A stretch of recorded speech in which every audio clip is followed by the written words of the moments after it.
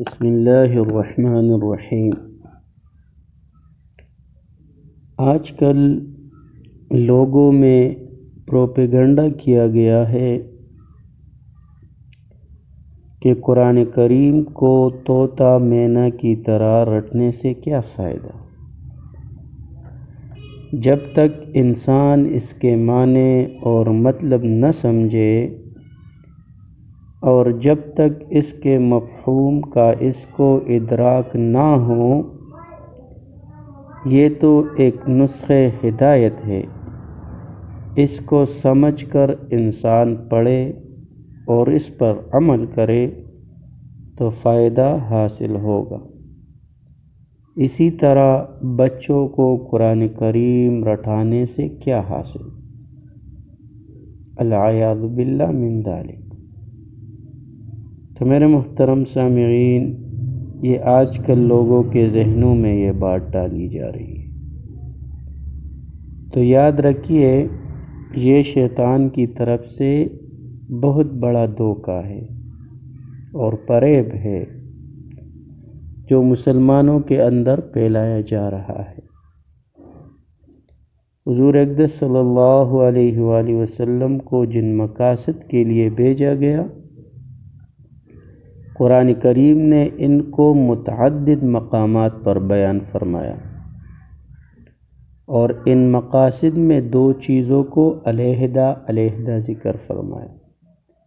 ایک طرف فرمایا یتلو علیہم آیاتہ، دوسری طرف فرمایا ویعلمہم الکتاب والحکمہ، یعنی آپ علیہ الصلوۃ والسلام اس لیے تشریف لائے تاکہ لوگوں کو اللہ تعالیٰ کی آیات تلاوت کرے۔ لہٰذا تلاوت کرنا ایک مستقل مقصد ہے اور ایک مستقل نیکی ہے اور اجر کا کام ہے، چاہے سمجھ کر تلاوت کرے یا بے سمجھی تلاوت کرے۔ اور یہ تلاوت حضور اقدس صلی اللہ علیہ وآلہ وسلم کی بعثت کے مقاصد میں سے ایک مقصد ہے، جس کو اللہ رب العزت نے سب سے پہلے ذکر فرمایا یتلو علیہم آیات، کہ ہمارے آیات یہ آپ ان پر تلاوت کریں۔ اور قرآن کریم کے تلاوت ایسی بے وقت چیز نہیں کہ جس طرح چاہا تلاوت کر لیا، بلکہ نبی کریم صلی اللہ علیہ وسلم نے اپنے صحابہ کرام رضی اللہ تعالی عنہم کو باقاعدہ تلاوت کرنے کا طریقہ سکھایا اور اس کی تعلیم دی، کس لفظ کو کس طرح ادا کرنا ہے، کس طرح زبان سے نکالنا ہے۔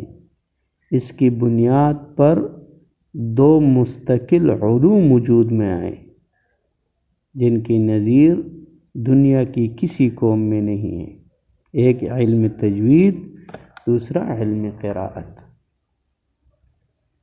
بہرحال تلاوت بذات خود ایک مقصد ہے میرے محترم سامعین، اور یہ کہنا کہ بغیر سمجھے صرف الفاظ کو پڑھنے سے کیا حاصل، یہ شیطان کا دھوکہ ہے۔ یاد رکھیے جب تک کسی شخص کو قرآن کریم سمجھے بغیر پڑھنا نہ آیا تو وہ شخص دوسری منزل پر قدم رکھ نہیں سکتا۔ پہلے تو اس کو پڑھنا آئے گا پھر یہ سمجھے گا۔ قرآن کریم سمجھے بغیر پڑھنا پہلی سیڑھی ہے، اس سیڑھی کو پار کرنے کے بعد پھر دوسری سیڑھی آتی ہے۔ تو میرے محترم سامعین، اگر کسی شخص کو پہلی سیڑھی پار کرنے کی توفیق نہ ہوئی تو وہ دوسری سیڑھی تک کیسے پہنچ جائے گا؟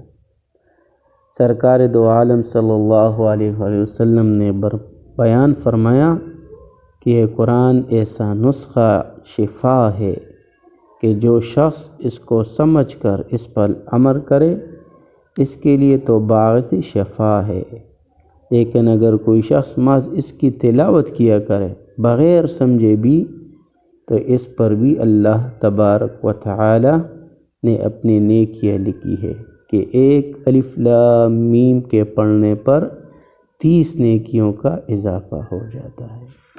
تو یہ کہنا کہ قرآن کریم کو صرف پڑھنا یا حفظ کرنا یہ عبث ہے، تو یہ شیطان کا دھوکہ ہے، اور مسلمانوں میں وہ جو نفرت اور تھوڑ ہے اس کو پھیلانا ہے۔